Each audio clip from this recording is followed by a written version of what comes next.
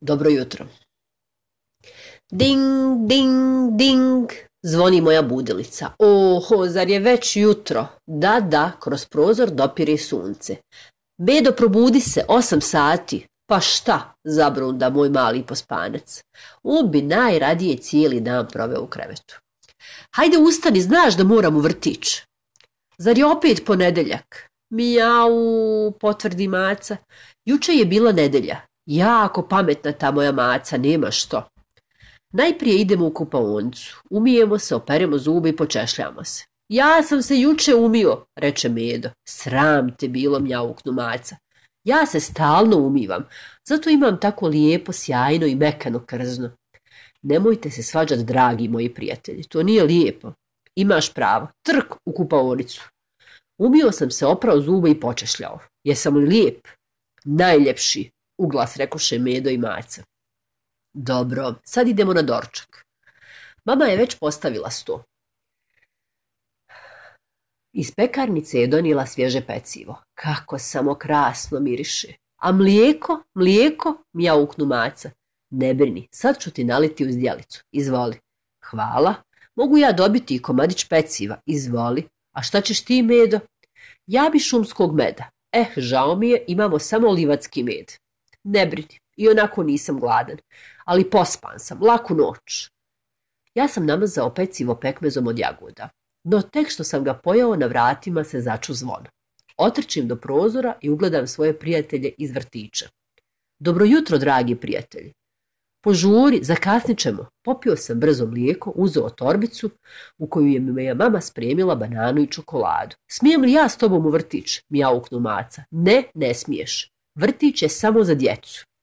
A zašto onda Ana vodi svoga Žučka? Žučko je pametan pas. Doprati nas do vrtića i vrati se kući. Hoćeš da kažeš da ja nisam pametna?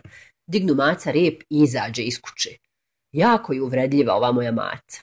Mamice, molim te, pripazi Medu dok sam ja u vrtiću. Pokri ga da se ne prehladi. Hoću, sine. Šta ćete danas raditi? Slušat ćemo priče, slagati kućicu od kocki i crtati cvijeće.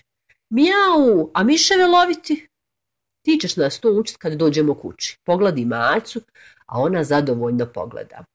Vau, ja ću vas učiti loviti mačke, kaže Cuko. Mrnjau, frknu maca, a Žučko podvije rep i otrči iza kuće.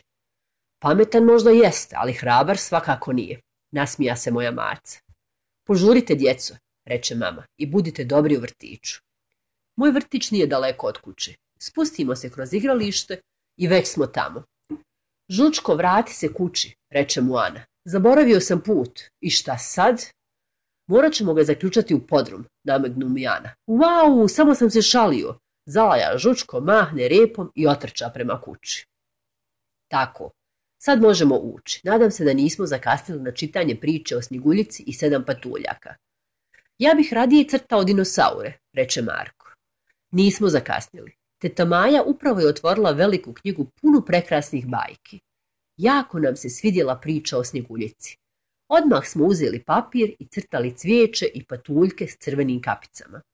Je li neko gladan? Upita teta Maja. Naravno, svi smo gladni. U čas smo pojeli sve što je bilo u torbicama. Potom smo od kockica gradili veliki dvorac za Snjeguljicu, Kraljevića i 7 patuljaka. Sutra ćemo čitati priču o maloj sireni, kaže teta Maja. Doviđenja, djeco. Doviđenja, teta Majo. Čim smo došli na doma kuće, u susret su nam dotrčale Žučko i moja maca. Vau, kako je bilo u vrtiću? Krasno, kao i uvijek, reče Ana. Mijau, hoćemo li sada loviti miševe, pita moja maca. Ne, idemo kući. Medi je sigurno bilo dosadno bez mene. O, ne brini, on još spava. Kako bi bilo da mu se i mi pridružimo? To si jako pametno smislio, složi se moja maca. Kad se odmorimo, idemo svi zajedno na igralište. Hoćete li i vi doći, pitam svoje prijatelje. Hoćemo. Doviđenja, dragi moji prijatelji. Dođite sutra opet po mene. Vau, mijau.